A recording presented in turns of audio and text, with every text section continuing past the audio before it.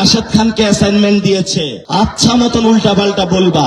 যদি এটাতে 100 মার্ক পাও তাহলে আমি তোমাকে আমার জুতা টানার দায়িত্ব দিব।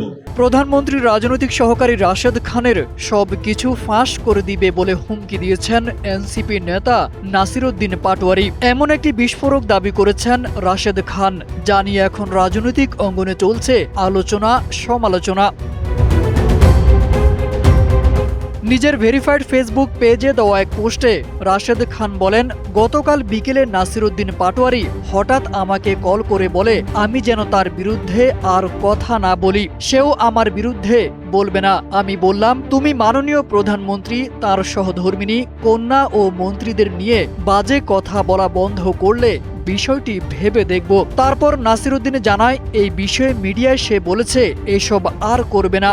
সোয়ান প্রপার্টিজ লিমিটেড তৈরি করছে নিরাপদ, স্বাচ্ছন্দ্যময় এক নতুন ঠিকানা। সোয়ান গ্রুপের একটি পণ্য।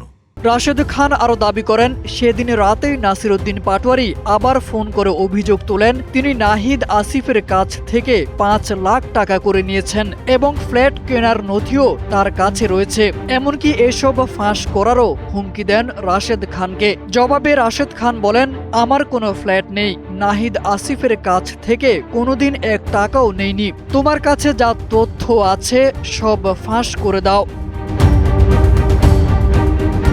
প্রধানমন্ত্রীর রাজনৈতিক এই সহকারী জানান, প্রথম ফোনের পর তার মনে হয়েছিল নাসিরউদ্দিন পাটোয়ারি হয়তো নিজের ভুল বুঝতে পেরেছেন, কিন্তু পরদিনই তিনি আবার আগের মতো বক্তব্য দিতে শুরু করেন। তবে দুই পক্ষের পাল্টাপাল্টি অভিযোগ ঘিরে রাজনৈতিক অঙ্গনে এখন নতুন উত্তাপ বয়ে যাচ্ছে।